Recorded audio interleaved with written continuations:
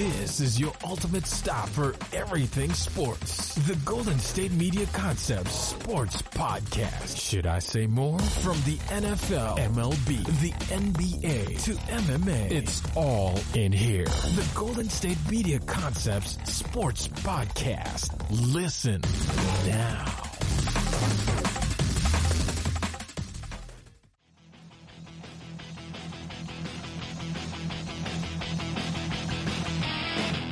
Hello, ladies and gentlemen, and welcome to the GSMC Sports Podcast, brought to you by the GSMC Podcasting Network.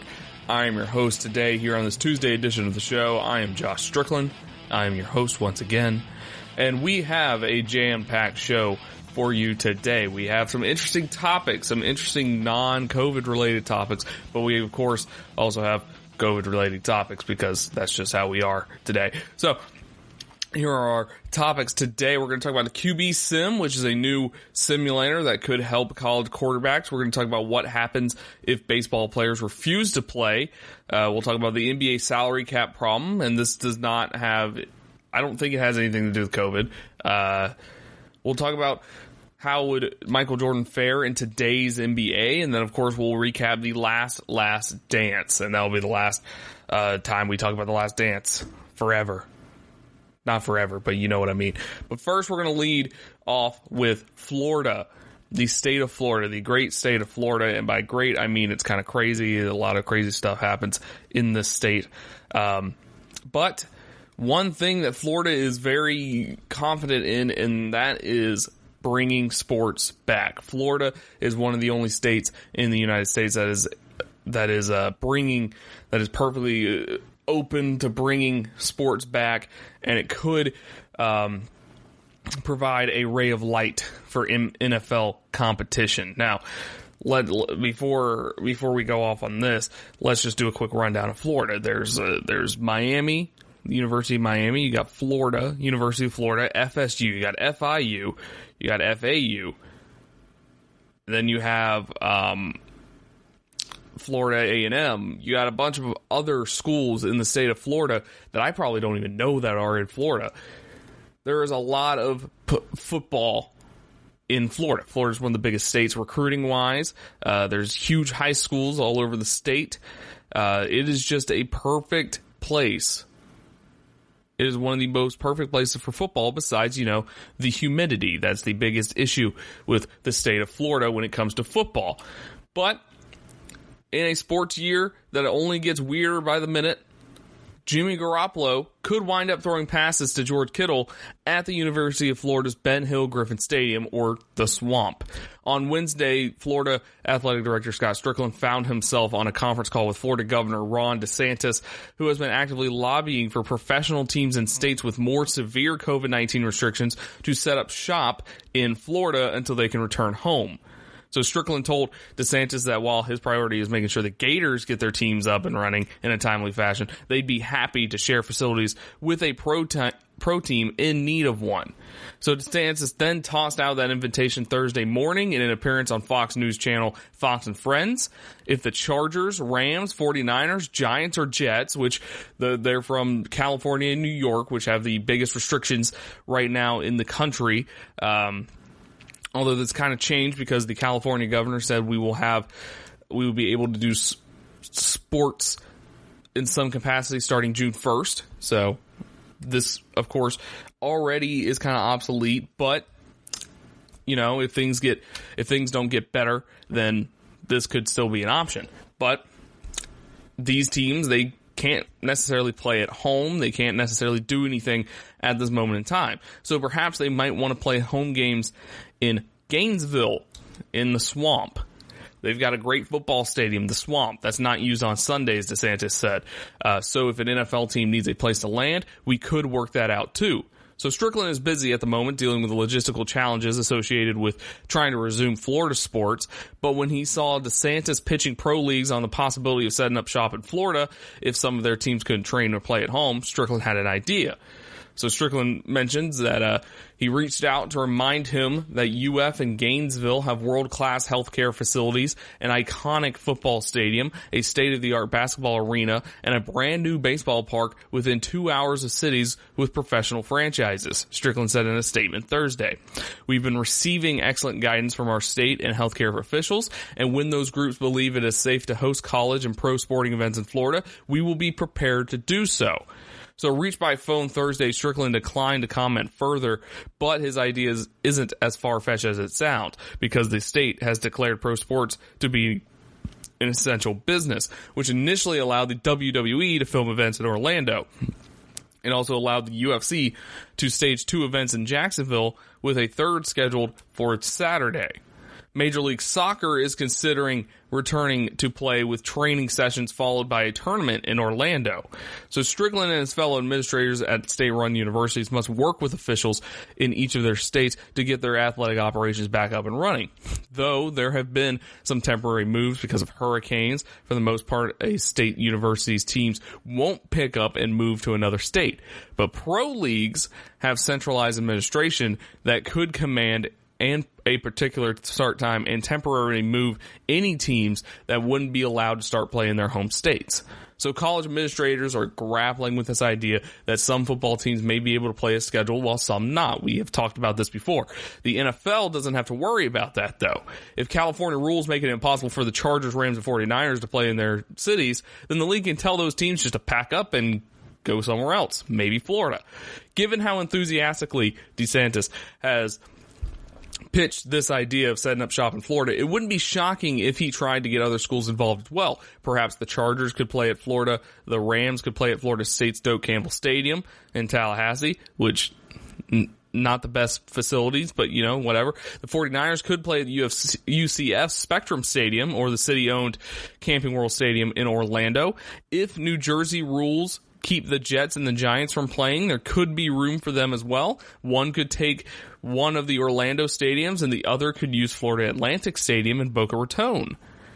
So the schools which have already lost athletic department revenue due to cancellation of the NCAA men's basketball tournament, and which stand to lose considerably more if football games are played with no fans or with only limited attendance, probably would welcome the revenue stream provided by charging rent to NFL teams who need to play so that league can get the revenue from its massive television contract. There's no guarantee that fans would even be allowed to attend, so an NFL team would just need a field with adequate locker room and training room facilities. Any Power 5 facility and most Group of 5 facilities would fill those needs. So could the Swamp host South Alabama, Florida on September 19th, and then Patrick Mahomes and the defending Super Bowl champ Chiefs against the Chargers the next day? Maybe. It would be quite a weekend doubleheader, but at this point, pretty much anything seems plausible. So here's my main issue with this. If you have a college team and an NFL team sharing locker rooms, that kind of defeats the whole purpose of all of the health guidelines that the NFL and college football are trying to do. Because right now they're trying to limit the amount of people that are exposed to this. So if you have 4 football teams sharing the same facilities within 2 days of each other, that's not necessarily, minimizing the exposure of these teams to each other, to other people, especially since one's college-age kids, which the NCAA has made clear that you need to have kids on campus for college athletics to happen. Of course, some schools might go against that, but you have to have kids on campus. So you have these college kids, they're touching, and I'm sure they're going to disinfect the locker rooms and stuff like that, but they're hanging out doing college stuff, and then they go to the locker room, play a football game. Of course, not in the same day, of course, but go to the locker room, play a football game, get changed, and then leave. And then you're going to have a whole crew come in to disinfect the entire locker room so the NFL team can come in the next day and basically do the same exact thing. And then, and another issue is there proper hotels in these cities to hold NFL teams? Because the no fans will help out, because most of these places do have adequate enough hotel room, because people get hotels when they go to college football games. People do have So they do have adequate hotels around them, especially in Orlando and Miami. But the big issue here is, once again, disinfecting. Because what if the visiting team for the NFL gets the same hotel rooms as the college team? I'm just saying it's a nice pitch. It's a nice thing to kind of think of, but there's still some issues revolving around it. There's some issues revolving around a lot of things that we're talking about recently. But I like the idea. It's basically the same as the idea of the MLB just kind of chilling out in Florida or Arizona in a bubble. It's kind of like the NBA being in a bubble in Las Vegas, kind of just keep everyone in the same place. It could help the California teams and the New Jersey teams to find a home if they have to. But, of course, like I said, California is starting to lift some restrictions when it comes to sports. New Jersey, on the other hand, I haven't really heard anything about them, but it's starting to look good. But when we come back, we'll talk about a simulator that works for the military, so it should work for quarterbacks when we come back. You really can't underestimate the importance of having the right creative work for your brand or your product.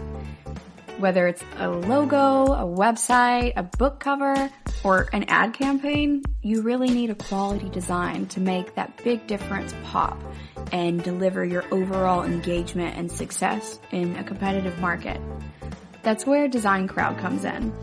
Design Crowd has over 750,000 designers from Sydney to San Francisco ready to help you with awesome creative ideas. They make crowdsourcing work for you. So if you need a logo or you're working on your creative branding, you can go to designcrowd.com and post a brief describing the design you need. And then within about 2 to 7 days, you'll receive up to over 100 different designs from designers around the world. Then you pick the best design and approve payment to the designer. So you're only paying for the design that you want. It takes a lot of the guesswork out of freelancing and out of crowdsourcing. And you don't have to be a huge company like Harvard Business School to use Design Crowd, although they have used it as well. You can start a project on Design Crowd for as little as $99. And if you go right now to designcrowd.com/health and wellness or enter the promo code health and wellness on their website, then our health and wellness listeners will receive up to $150 off of your design project.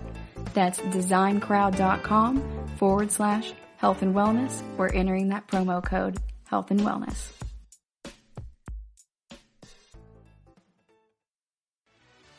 Are you looking for the very best NFL and college football podcast? Then check out the GSMC Football Podcast. Get the latest football news both on and off the field. From the NFL Draft to trades to the rumor mill to the NFL Combines. They got you covered. That's GSMCpodcast.com/football-podcast. Get updates on college rivalries, game day insights, and much, much more. It's football talk the way you want it. This show eats, sleeps, and breathes football. Don't forget to like them on Facebook and follow them on Twitter. Visit GSMCpodcast.com for more info.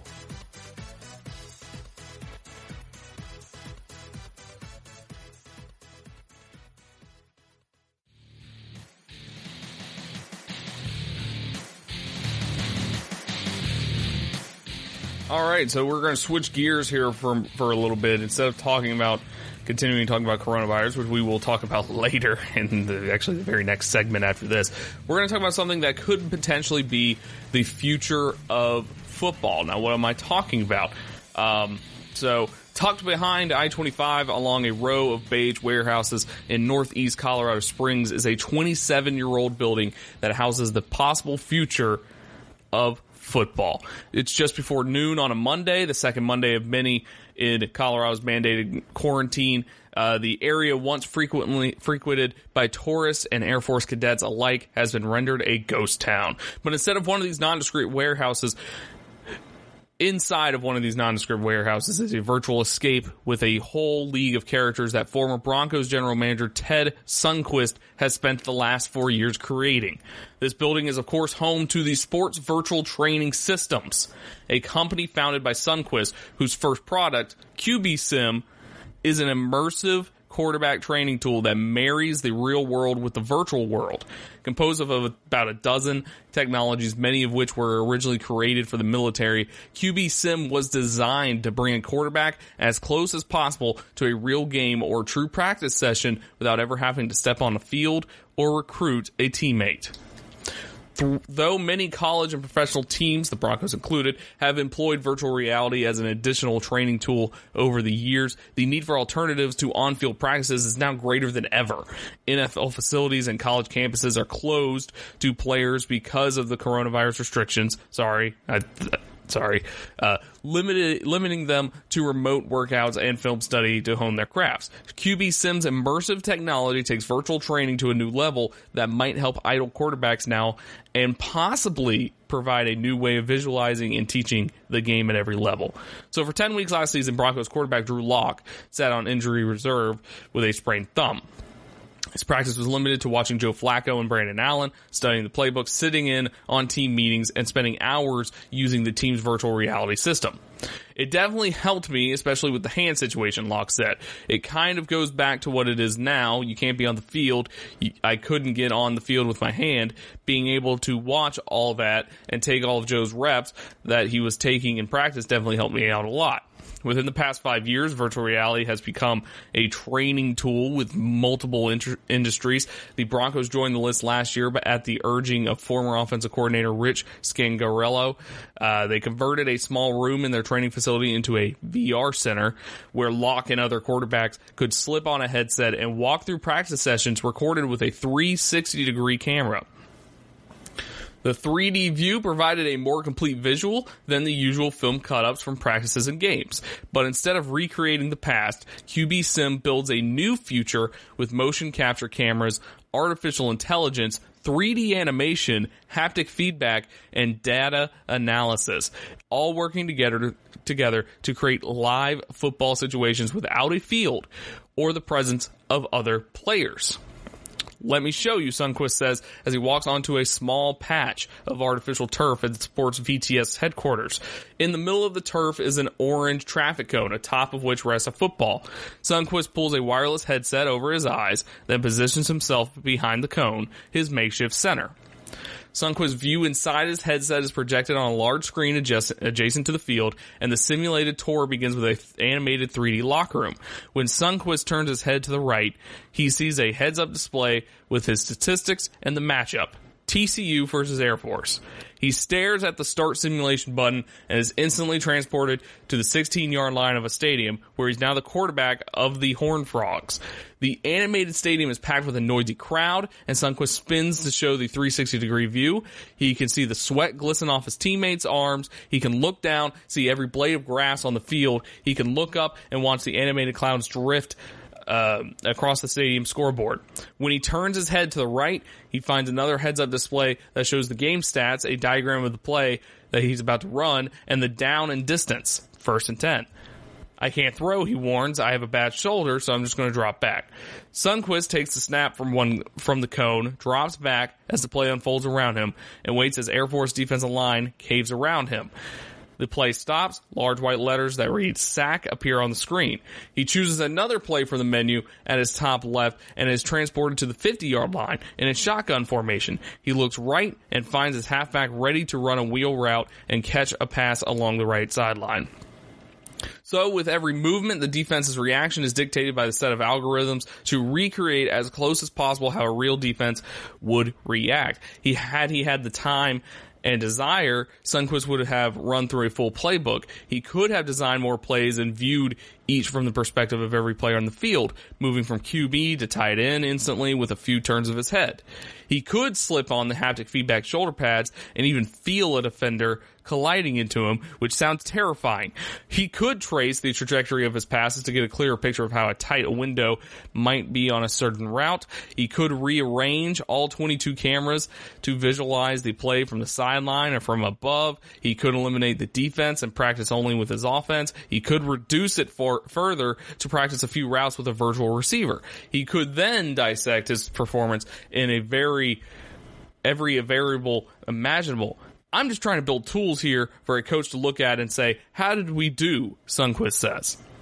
So this sounds very complicated, very complex. I don't know how on earth they did. I mean, like, this is stuff that, like, this is like Madden type stuff, except in virtual reality, which is very interesting to me, at least. I don't know if it's interesting to y'all out there, but it's very interesting. So the development of QB Sim began in 2016, but the idea was formed more than a decade earlier. For years, Sundquist evaluated college quarterbacks who would enter the NFL and just watch. Their so-called development was limited to a couple reps here and there, while the bulk of practices were devoted to the starters. My thought was, what could give that guy some sort of realistic, meaningful rep and tell him, yes, you're doing good, or no, you're not, when the coaches don't have time to do that. That's what the military does with the pilots. There's not enough aircraft, not enough flight hours. You don't want to put them in risky situations where they could crash the plane or do something stupid. They're highly trained and highly skilled, but you only get better if you fly. At the time, there were no virtual headsets available to consumers, and animation was elementary compared to today. But the military had been using simulation training extensively, and if anyone knew the military and football worlds, it was Sundquist. He had a 16-year run with the Broncos, but he was also fullback for the Air Force Academy. A year after graduating, he was assigned to Air Force's 6,912th Electronic Security Group as a signals intelligence officer in Berlin. Spent nearly 3 years as a flight commander. Stuff like that. So the military, he says the military uses animations because of its flexibility. If it's good for an infantry guy learning how to clear a house and not get killed, then it's going to be good for quarterbacks learning to get rid of the ball and not get sacked. Sundquist's vision for QB Sim included 4 pillars that he viewed as must-haves for it to provide any benefit. 1, it had to be wireless because quarterbacks don't play with cords attached to their head. They shouldn't train with them either. 2, it had to be dynamic to include the quarterback's movement with 3, 5, and 7-step drops, which makes sense because that's what quarterbacks do. 3, it had to be responsive. Instead of having a quarterback rewatch practice or game tape through his virtual headset, Sundquist wanted him to face a defense that would react to his movements and decisions, which makes sense.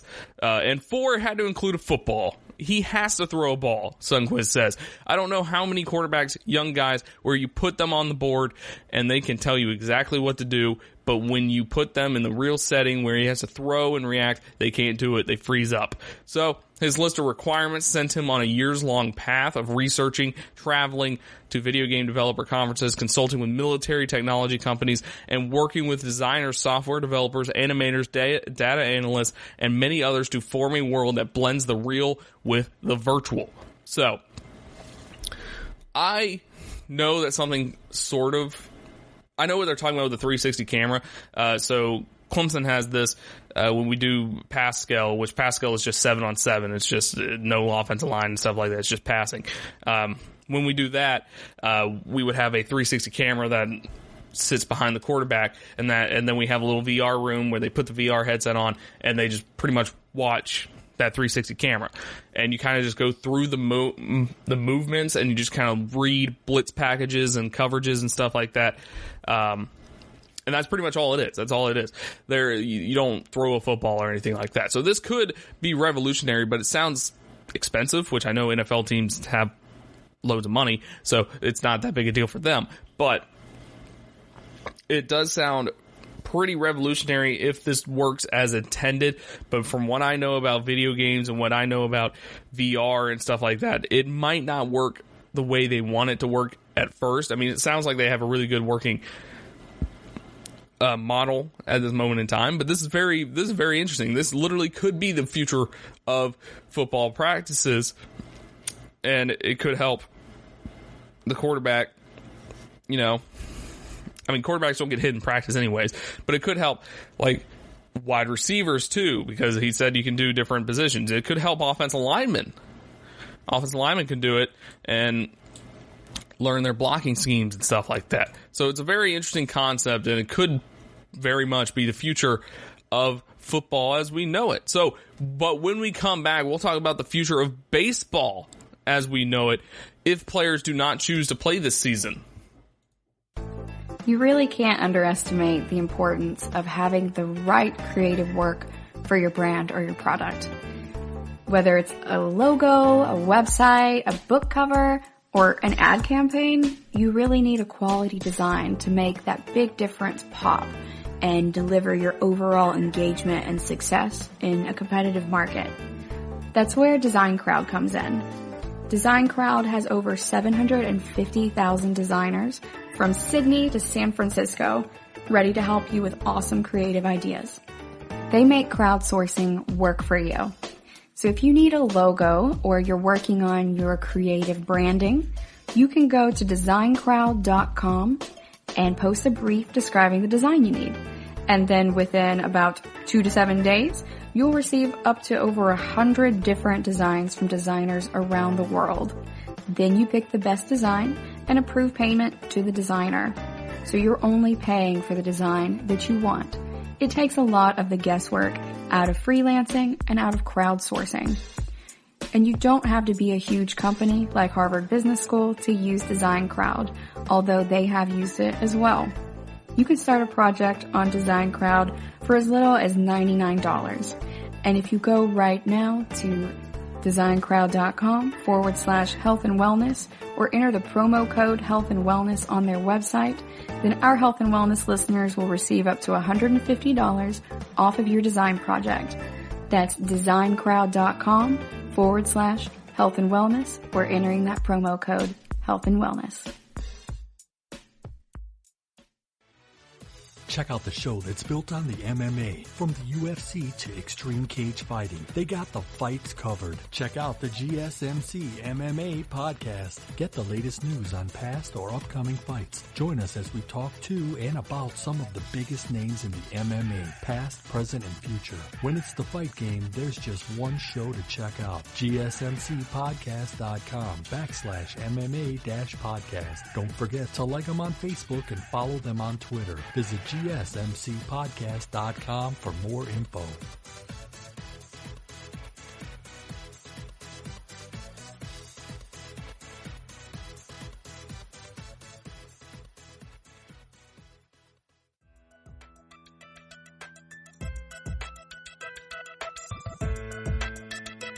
So the MLB drama continues. We discussed the new safety guidelines. We discussed financial things going on. Now, all of that is kind of coming to a head because some players are very against playing if it's not 100% safe. One player being Blake Snell. I mean, Blake Snell, his main issue right now, I mean, it's about financials, because at this moment in time, they would play a shortened season. And if they play a shortened season, they would get prorated their pay. So they wouldn't get paid their full salary for the year. They would get paid a prorated pay. And I'm not sure if they're ever going to get that other money back. I'm sure they will next year or whenever, fans and stuff like that are available again. I'm not 100% sure on that end, but it's getting a little testy. Just not gonna lie, it's getting a little heated here. MLB is trying to make sure every player with a health condition will be safe, but a lot of players are saying that since we're getting prorated pay, it's just not worth the risk to play. It's not worth the huge risk because the coronavirus it affects your lungs. It could affect your playing career indefinitely, especially if you had a pre-existing condition or anything like that. So this could be dangerous. This can be dangerous for a lot of these players. But what if we start up the baseball season and it starts without Mike Trout, Bryce Harper, Clayton Kershaw? Every one of those players has expressed some sort of doubt publicly about how safe it will be to come back to the ballparks. But if they start up the baseball season and it starts without Anthony Rizzo, John Lester, David Dahl, or Kenley Jansen, every one of those players has a health condition that no one would question. What if they start up baseball season and every team is missing some key player? Or maybe 6? One high-ranking baseball official this week made an assumption that was shot down immediately. The assumption was if players and management ever come to an agreement on all the health and economic issues, that everyone would have to buy in. The answer was, of course, the answer you expect is, of course. The answer you get is no, I actually think that's a very important issue. After speaking with a wide variety of baseball sources in the midst of a global pandemic, can a sport require every player to play? Even players whom the CDC would instantly judge to be at risk. As Rob Manfred's remarks on CNN established, everyone agrees that it can't. But then what? Well, that turns into a tricky question. What could happen if a player chooses not to play? Would he still get paid? Would he still get a year of service time? Would, say, Mookie Betts still become a free agent next winter? Would he still count against his team's roster limits? Would everyone be handled the same way? The answer that came back most frequently was, who knows? Too soon to say. That still has to be negotiated. But those words, that's a very important issue, means it's not just a tiny item to be dumped into a small print appendix after everything else is decided. It's a big part of this. So let's try to sort this out. Would players still get paid? This answer truly depends on whose side you're on. The consensus of the experts surveyed is that the players' union is likely to take this position. If you're a player who has pre-existing condition that puts you at a CDC-defined health risk, you should get your full salary, which makes sense. But in the union's view, this should be considered no different than a player who falls ill during a normal season and is placed on the injured list, even for an entire season. The health risk this player would face is real, isn't disputed by anyone, and is out of the player's control. So why, the union would theoretically argue, wouldn't it be handled like a normal illness? There is also this factor, as pointed out by the labor lawyer not affiliated with either side. You need to keep these players safe. You don't want to be in a position of a high-risk player getting sick and possibly falling seriously ill. But one longtime club official disagreed strongly. Nobody with a health condition who feels unsafe should be forced to play, he said. But why is this different, he wondered, than anyone in any job who can't work from home and needs to decide whether to go to work or not? If that person chooses not to work, does that person get paid? These are difficult, real-life decisions being handled in every walk of life right now. There's no one way to handle them in any industry. As an executive of one team pointed out, if the union eventually agrees to split revenues 50-50, it can decide who gets paid what. That's how it worked in March when MLB agreed to give players an immediate $170 million advance, and the union determined how it was paid out. But if not, like so many other questions, this one will have to be negotiated. What if it's a player who isn't high risk? Here's where it gets more complicated. Say you're someone like Nationals reliever Sean Doolittle. You aren't personally on the CDC defined risk category, but your wife is. So let's say that you too make a very difficult, very personal decision that to play under these conditions would put her at risk. But before we answer how baseball might handle a player in this situation, we should raise another question. Should baseball even have the right to demand that a player reveal the personal health information of a family member, even if that's what is driving this decision? Sean Doolittle said that his wife has a history of respiratory issues. She has acute asthma, and there's been a number of times during her life that asthma has kind of flared up and manifests as pneumonia, and she's had to be hospitalized. It shouldn't require people disclosing some health conditions that they might have. That's kind of a privacy issue. But she wanted to shed light on just how the plans like this might impact players and their families. At the end of the day, these are labor issues. Like, what are people doing to keep their employees and their families safe in some of these scenarios? I don't think necessarily that my wife would come with me, but then again, just players having to make that decision kind of speaks to where we're at, what kind of gymnastics we have to do to think about having a baseball season. So let's try to be sensitive to this as we weigh the real life decisions that some players will have to make as real people with real families. Not everyone in this category will end up in the same place. Some will choose to play anyway, some may choose not to play. Will they get paid in full no matter what they decide? As you think about that, consider this. What if the risk to a family member isn't quite that cut and dried? Trout and Zach Wheeler, for instance, have expressed concerns because their wives are pregnant and due to give birth this summer. Is that a different category? What about a player whose wife and children are not at risk, but who might have older relatives living with them, people who would be at risk? In my view, said the labor lawyer quoted earlier, there would be separate categories for players who meet certain criteria.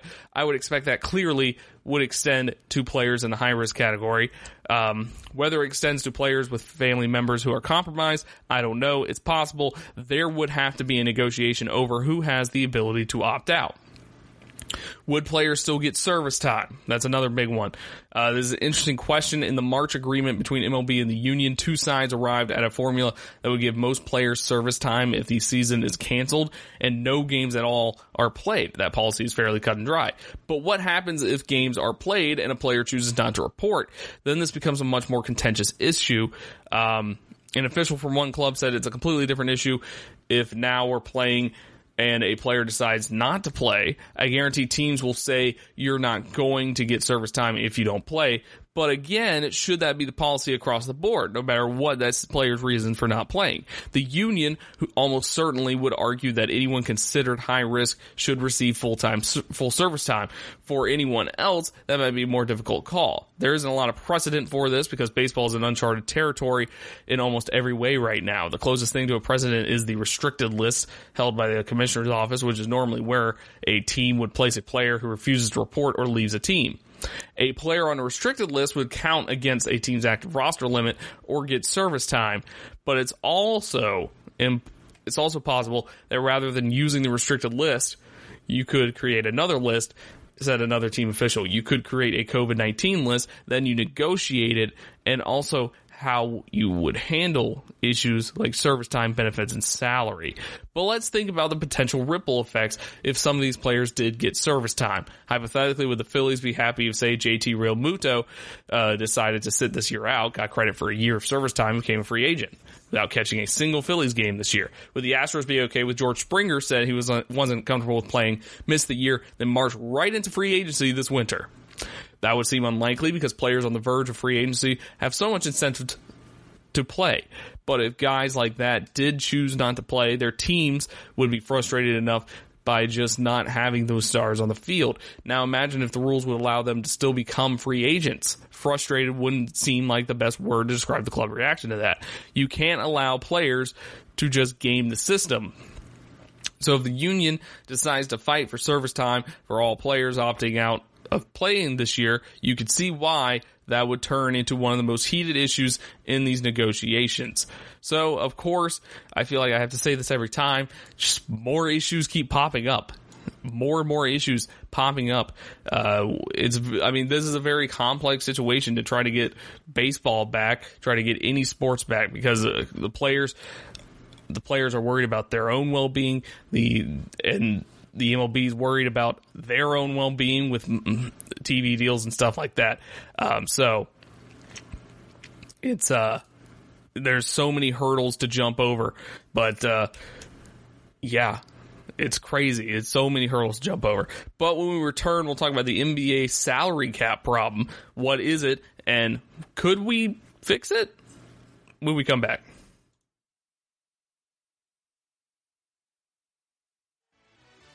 Are you looking for help for your fantasy football team? Check out the GSMC Fantasy Football Podcast. Get today's best advice on who to start, who to sit, even who you should draft. From sleeper picks to red-hot lineups, they got it all covered for you. That's GSMCpodcast.com/fantasy-football-podcast. We'll cover traditional leagues, dynasty, PPR, even IDP leagues. When you need fantasy help, there's just one show to hit up. Don't forget to like them on Facebook and follow them on Twitter. Visit GSMCpodcast.com for more info.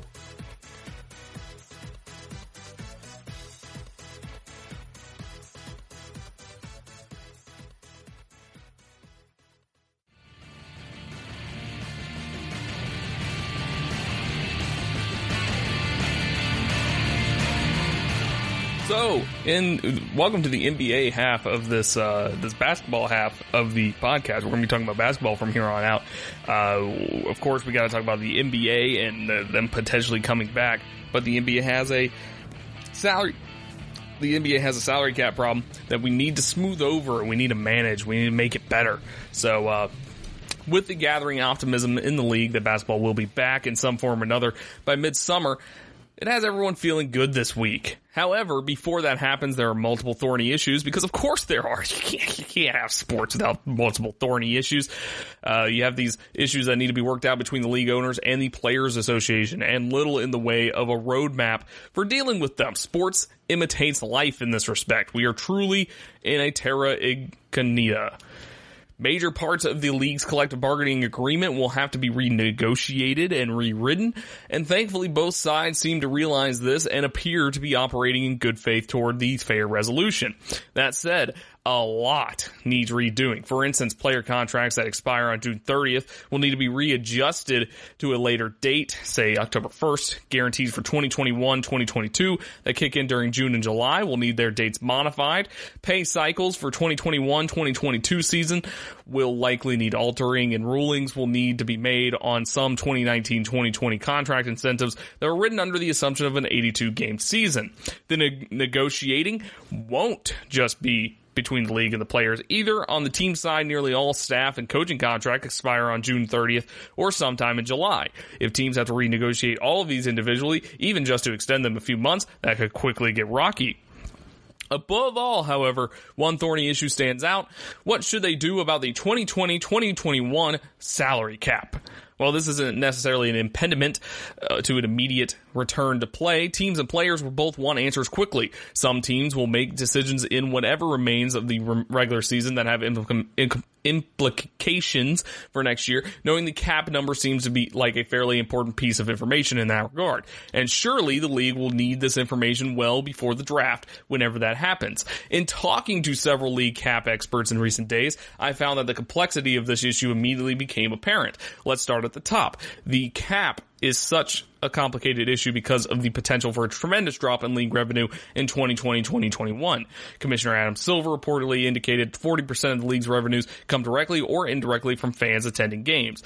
So if we have no fans in the seats for all of 2020-2021, or even a scattered smattering of socially distanced mask-wearing fans, revenue will swoon in response. Since the cap is directly tied to projected league revenue for the coming season, that portends a huge drop in the cap. That's the first part. But consider also the longer term. What if this is a one-year problem?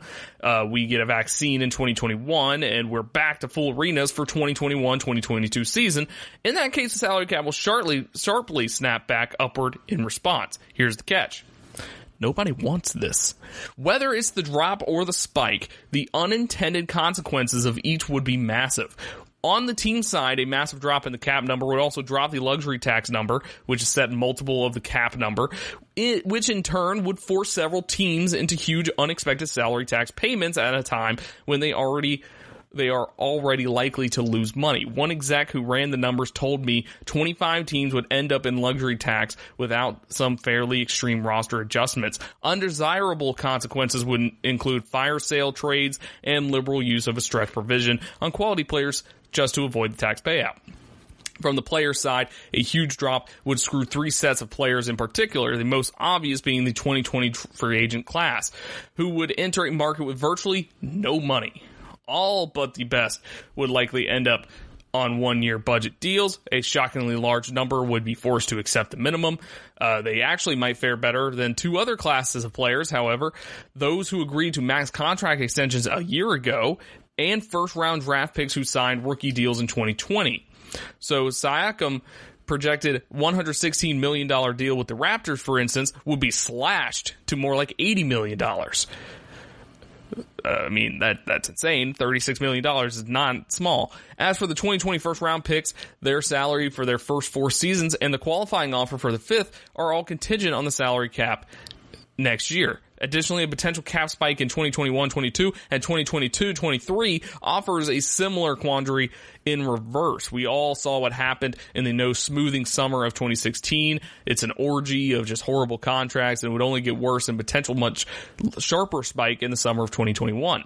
Finally, there's a huge element of uncertainty in all of this. In a system that relied heavily on its predictability, the players want to get paid their fair share, something that is written into the CBA, which entitles players a 49-51% of basketball-related income by letter and nearly always 51% in reality, but that just got a lot harder to map out. For instance, the league might project a huge revenue drop if there aren't fans in 2021, but what if we have a vaccine in 6 months from now and the league restarts in December with full arenas?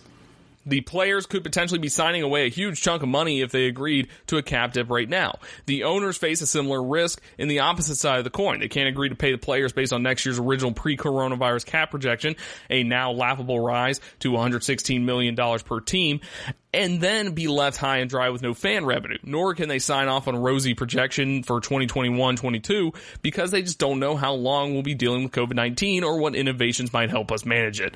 In talking this over with cap experts around the league, I came to realize one solution stands out above the rest. In fact, it's a mechanism that's already in play to deal with disparities between the projected BRI and the actual BRI at the end of the year. It's called escrow. It's usually a word you only hear about when you buy a house. Well, prepare to hear it about a lot more because it's the key to creating a workable salary cap. Right now, the players contribute 10% of their salary into an escrow account, which assures the owners against a shortfall in BRI that could lead to the players getting more than 51% of it. At the end of the season, enough escrow funds are distributed so that players end up with their 51% and the rest goes to the owners. That works when you're dealing with maybe 5% uncertainty in your revenue projection. But what do you do when the uncertainty is 40%?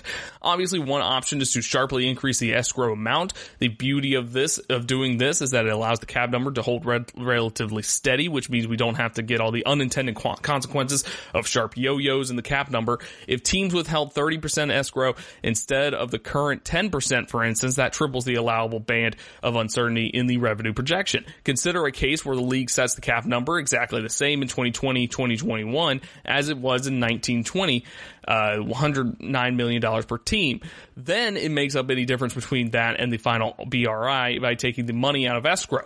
The advantage to this is that every player bears the financial brunt equally, and there are no unintended consequences that impact the 2020 free agent rookies or players who signed a max contract extension this past autumn. Using the $109 million cap number in 2021, a 30% escrow withholding would cover owners down to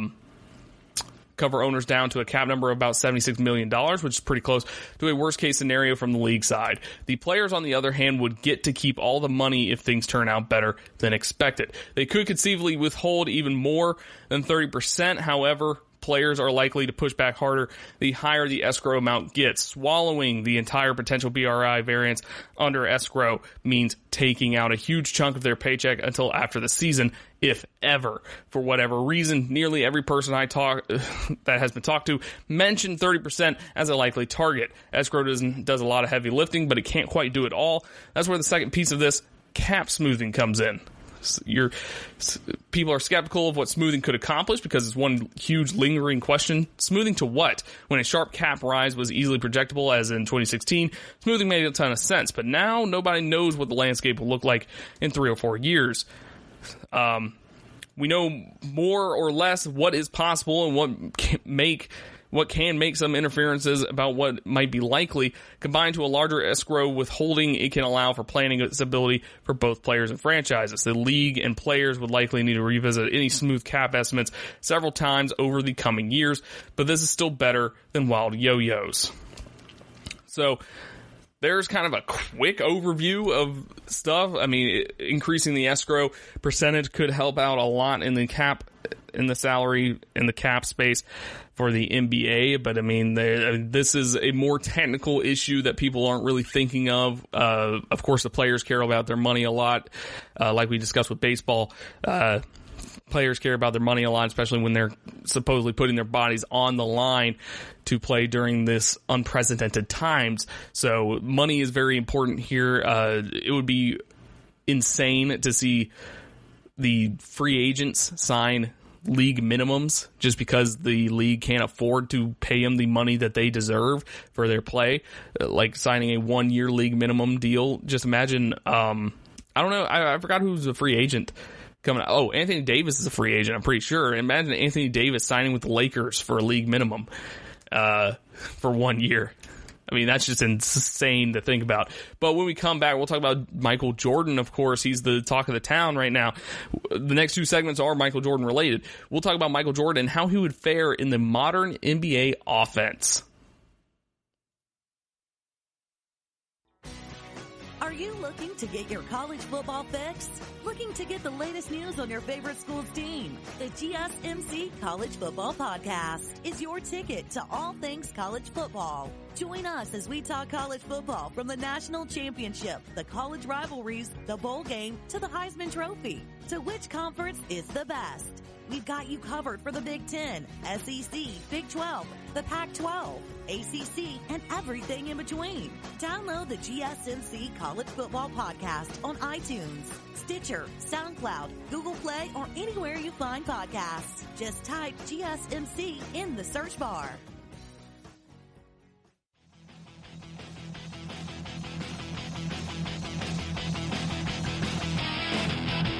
So, of course, after watching The Last Dance, the last episode of The Last Dance, which we will recap in the next segment, but, of course, after watching that, it is pretty hard to argue about Michael Jordan's greatness. I mean, nobody was really arguing against his greatness. The only really argument out there is whether he is the greatest of all time. I personally believe he is. That's a subject for a different time. But there is a question about how he would fare in the modern NBA offense. The NBA has evolved a lot since the late 90s. We went from a big being necessary, a Dennis Rodman type being necessary, to three-point shooting and just three-point shooting and and the volume shooting outside of the three-point line.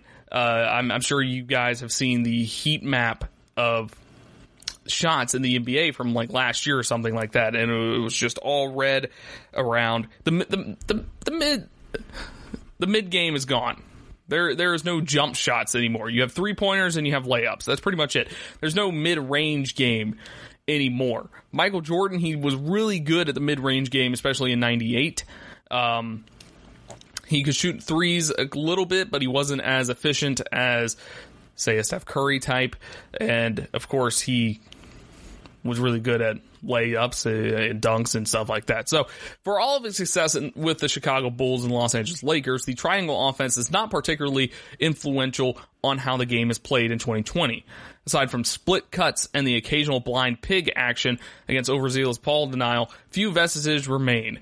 It's a stylistic 180 from the pick and rolls, isolations, and wide pin down screens of the pace and space era, particularly concerning what Michael Jordan was usually asked to do within Phil Jackson's post-centric attack. The emphasis on spacing widens the discrepancy between Jordan's experience as a perimeter player and that of a current NBA superstars. Most players in the league can shoot three-pointers and with some level of competence, and those attempts are heavily prioritized over the mid-range looks that were common in Jordan's day. How would Jordan fare in a modern offense operating out of ball screens and isolations from the top of the key while surrounded by shooters? Jordan ran relatively few pick and rolls due to the nature of the triangle, although it did generate some of those opportunities within the flow of the offense. Most of those pick and rolls were side ball screens from the left wing. There's a video below where Detroit center hangs back in the paint in a drop coverage while Jordan uses the screen. This is a common tactic on pick and rolls in today's game, usually, especially when the defense features a center who isn't particularly agile and it's vulnerable to offensive bigs who can pick and pop, and guards who excel on pull-up jumpers, where Jordan's footwork was impeccable.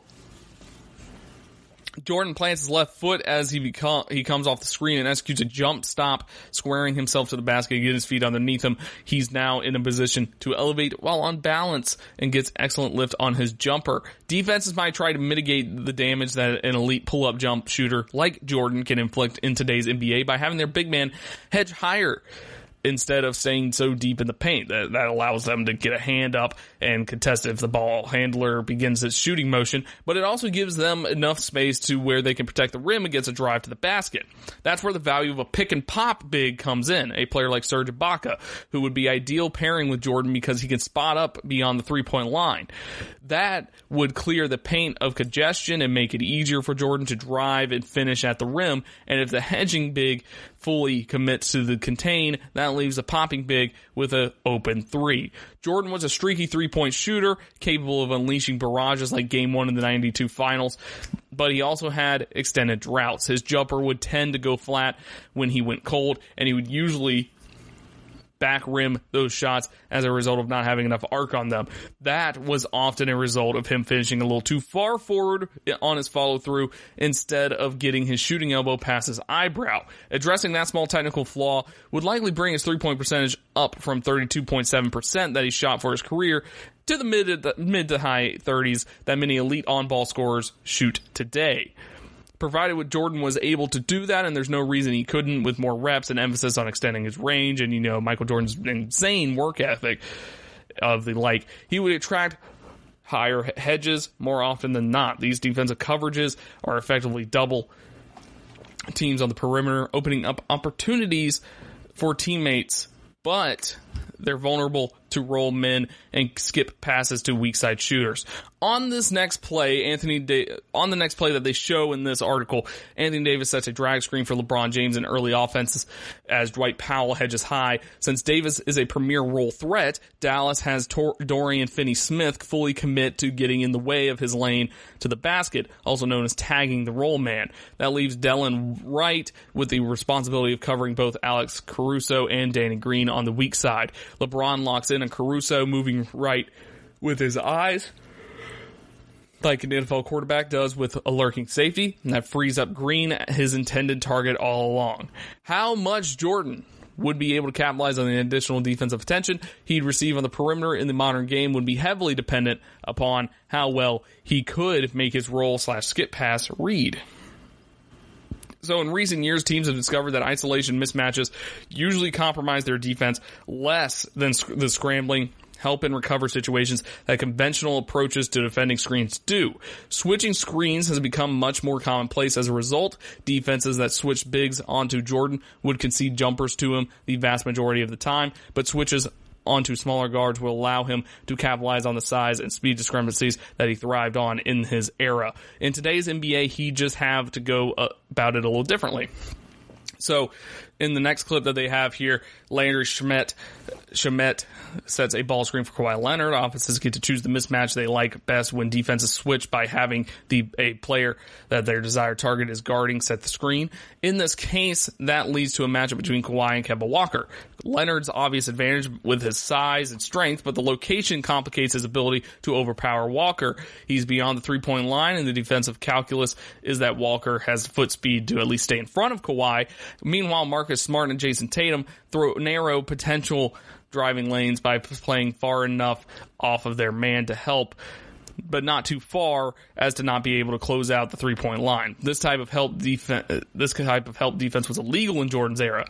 Leonard leverages his physical advantage by driving right before spinning left the moment his left forearm and shoulder make contact with Walker. Spinning off contact like this is a much more effective way of gaining ground on drives from the top of the key than attempting to back defenders down. Crisper footwork on the spin move would have gotten Kawhi all the way to the rim, but he still worked his way down to about 10 feet away. This common situation is where the utility of Jordan's turnaround jumper will likely produce the best results in 2020. Blitzes, trapping the ball handler on pick and rolls to get the ball out of his hands, are usually reserved for the most dangerous playmakers. Jordan would likely see this fair share of these defensive coverages. Most of them would result in passes on the short roll, where the screen setter slips into the open space, but doesn't roll all the way to the basket, leading to a 4-on-3 situation. Jordan, however, had a couple ball handling tools in his arsenal and would allow him to break these contains if the hedging big man made a mistake. Alonzo Mourning attempts to blitz Jordan in this next video, but he goes too far away from where the screen is set. That leaves Jordan with a window to split the coverage with a crossover. In the modern NBA, a mistake like this would likely yield a dunk or a wide open three-point attempt on a kick out because neither Neither of Jordan's teammates would be stationed below the three-point line, but Jordan completes the more difficult finish here in that video. So conversely, if a big man didn't get wide enough, Jordan would freeze the hedging by hedging big with a hesitation move or an inside-out dribble. These situations where the defending center makes a mistake on his contain are where Jordan's elite finishing around the rim would be the most devastating. While Jordan spent most of his career in an offense that doesn't bear much resemblance to today's NBA, he possessed the tools to dominate from the perimeter in this current era. His ability to develop a more consistent pull-up, three-point jumper, and make roll/skip pass reads would be the difference between Jordan being great at this aspect of the game or the very least a pick-and-roll player in the league. So it's very interesting because defensive philosophies and offensive philosophies have all changed since Jordan was in the league. So it's very interesting to kind of look through that kind of stuff and see, try to think what he would realistically do. And that's what this article is very interested in. If you want to check out the videos of the article, it is an article by Pete Zayas, how Michael Jordan would have fared in the modern NBA offenses on The Athletic. It's behind a paywall, of course, but The Athletic is fantastic. So very interesting if you want to see the type of situations that Jordan would be under in the current NBA, and interesting explanations about how he would fare against it. So there you have it. I mean, Michael Jordan, one of the all-time best offensive players, but his three-point shooting was below average, and stuff like that. So when we come back, though, we will recap the last dance when we return. Check out the show built around the women of MMA. From the UFC, Invicta FC, Bellator, and One Championship. We got the fights covered. It's the Golden State Media Concepts Women's MMA Podcast. The latest news of upcoming fights, discussions of previous matches. Join us as we talk to and about the biggest names in women's mixed martial arts. Past, present, and future. When it's the women's fight game, you know where to listen to. The Golden State Media Concepts Women's MMA Podcast.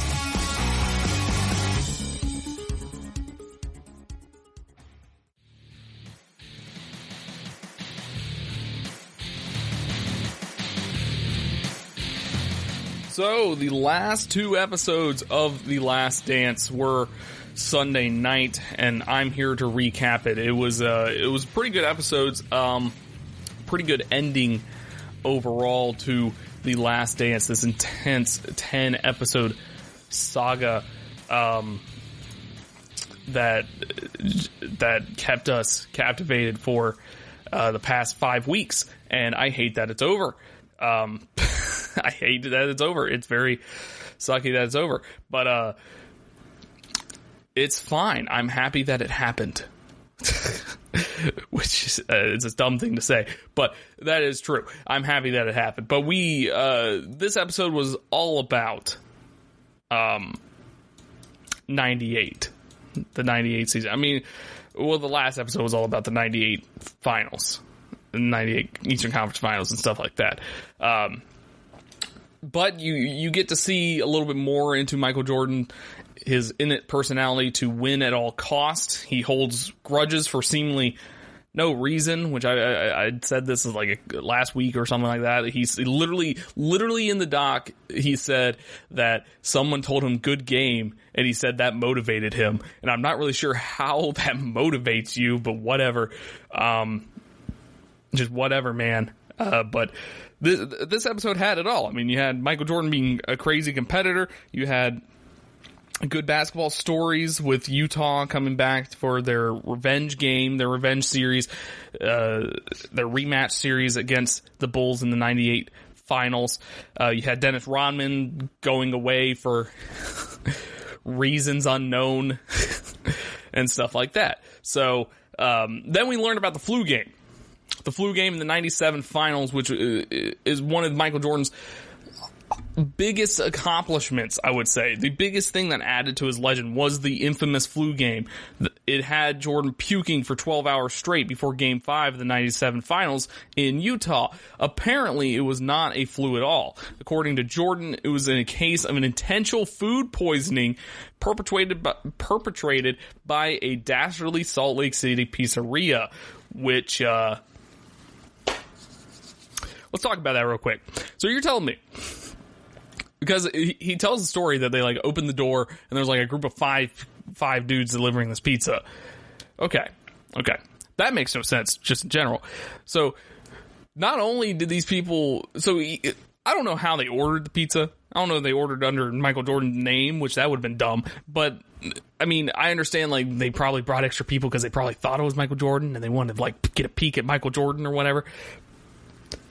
But why would you eat a pizza delivered by 5 random people in the city that you're playing in the finals? None of that made sense. And then the best part about it was he said that I ate the pizza. Just me. I ate all of it. Why? Why'd you eat all of the pizza? You didn't have to eat all the pizza. You could have ate like 1 or 2 slices. You didn't have to eat all the pizza. Oh, man.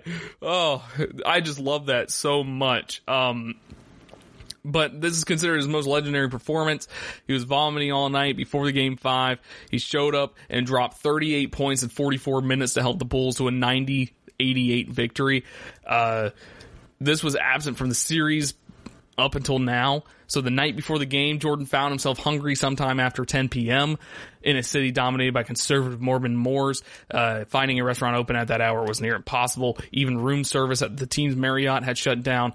Jordan's assistant George Kohler and his trainer Tim Grover finally discovered a pizzeria that was still open and ordered a pie. And then 5 guys showed up to deliver it, straining to peer inside the suite as they handed it over. I got a bad feeling about this, said Grover, he recalls thinking. Jordan ate the whole pie by himself. Easy to do when you burn about 4,000 calories a day. So I guess, more power to him. I only burn like 3,000. And 4 hours later, called for help from his bathroom floor where he was curled up in a ball, shaking, Grover said. Can we be positive the pizzeria poisoned him? Of course not. But, based on the circumstantial evidence presented, this court stands ready to convict. The rest, of course, is history. Jordan arrives at the Delta Center the next day, hooks up to an IV, finds some kind of 5th gear, and takes over the game. It is a perfect example of what Jordan might have called nut crunching time, a phrase he mutters in the locker room a couple hours before tip-off of Game 7 of the 98 Eastern Conference Finals against the Pacers. But Jordan wasn't the only Bull who could crunch nuts. The B-plot episodes 9 and 10 surround Steve Kerr, one of the most clutch role players of all time. In that nail-biter of a Game 7, the Chicago trailing by 2 with 6 minutes to go, he had a tide-shifting shot that brought the Bulls back from a brink of elimination. All of a sudden, a bolt of electricity went through the building. Pacers' Jalen Rose recalls it was like they were a 9th grade JV team that had no shot. It was a shot Kerr had the confidence to take thanks to a key moment from Game 6 of the previous year final. Kerr says he's been struggling to perform in the playoffs, getting too much in his own head when the pressure was on. But approaching that final seconds of the tie game with the title on the line, Jordan, expecting to draw a double team, told him to be ready for a pass. Sequence transpired exactly as Jordan had predicted, Kerr draining a simple jump shot from the lane to win the game. Guess I had to bail Michael out again, Kerr joked to the crowd at the team's championship rally, which is the best freaking parade speech. It's the best speech. I love that speech so much. And then Jordan gave credit where it was due, said Steve Kerr earned his wings. So the subplot of Steve Kerr was very interesting throughout this whole thing. I didn't know the thing about his dad. That is terrible. But it was very interesting to see Steve Kerr. Now, Steve Kerr immediately said he was not as big as a player that this documentary makes him out to be, but he said that they were probably looking for a modern face, which Steve Kerr, the coach of the Golden State Warriors, who just almost went through their own three-peat. So, Steve Kerr is in this social psyche right now, so they thought showing him more and more would be beneficial. Another thing is they showed Michael Jordan's family, like his kids, for the first time. And a lot of people were angry about that. They were angry that his kids weren't in it. I mean, yeah, I suppose that's important. And I know they talk about like his dad and his mom and stuff like that. But I mean, no offense to his kids, but his kids aren't part of the story, kind of. I mean, it's a very basketball-oriented story. I mean, his mom and his dad were part of it because they were huge influences on his life. His dad's death affected him because of that was one of his main reasons to play baseball, and then his mom was one of the main reasons he joined Nike. So, I mean, his parents were a huge part of it. His kids, however, his kids didn't really have any... They didn't really have any influence on anything that happened during this time. Now, of course, I mean, it would be nice to, show the kids every once in a while, but I mean, they did. They showed his two kids in one of the episodes earlier in behind the scenes in the locker room or something like that. But the kids basically were saying, like, we couldn't go to Utah because it's freaking hostile over there, which is crazy to think Utah is hostile, but it is. And then, of course, you end it all with finally clinching their second three-peat. All that was left were the champagne showers, the cigars, and the goodbyes. Going into the season, Jerry Krause announced that Phil Jackson could go undefeated, but he still wouldn't be the Bulls coach the following year. Michael Jordan said he would play for anybody but Phil Jackson. What we didn't know was that the goodbyes involved a funeral ceremony around an old coffee can lit aflame in a dark room, but where Phil Jackson walks, spiritual enlightenment follows. With Pearl Jam's present tense soundtrack in the story, we learn in the wake of that 1998 victory, before the players gathered at the United Center to clean out their lockers, Jackson, after consulting an expert in dealing with grief, instructed everyone to write down what the team had meant to them. Facing each other one last time, they would read their remembrances, then burn the papers in the coffee can. Jordan shocked everyone by writing a poem. We don't get to learn the lines. It was burned after all, which I really hate that, but oh well. But Kerr and Jackson both testify of being stunned by a death of emotion in Jordan's words. As The Last Dance winds down, Jordan says that the incredible legacy of the 90s Bulls started with hope. This may be true, but the engine it ran on was something far more tangible. Celebrating the team's 98 title win on a court in Utah, confetti still drifting in the air and media jostling around them, an overjoyed Jackson embraces Jordan, exclaiming, "Oh my God, that was beautiful. What a finish. Can you believe it?" Jordan answers breezily, "Yeah, I can. I never gave up. I never gave up." And what a finish to this documentary it was. It truly was. Fantastic documentary. It taught so many people about just 90s basketball in general, because you went through the different names and the different stories throughout the whole of the entirety of 90s basketball, even in late 80s basketball. Seeing Larry Bird again was cool too, but man, honestly, one of the best documentaries I've ever watched. Insane. I could probably watch all 10 hours again, and I probably will at some point. So, fantastic. So,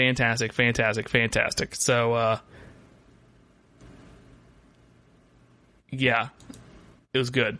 And this episode was good too, right?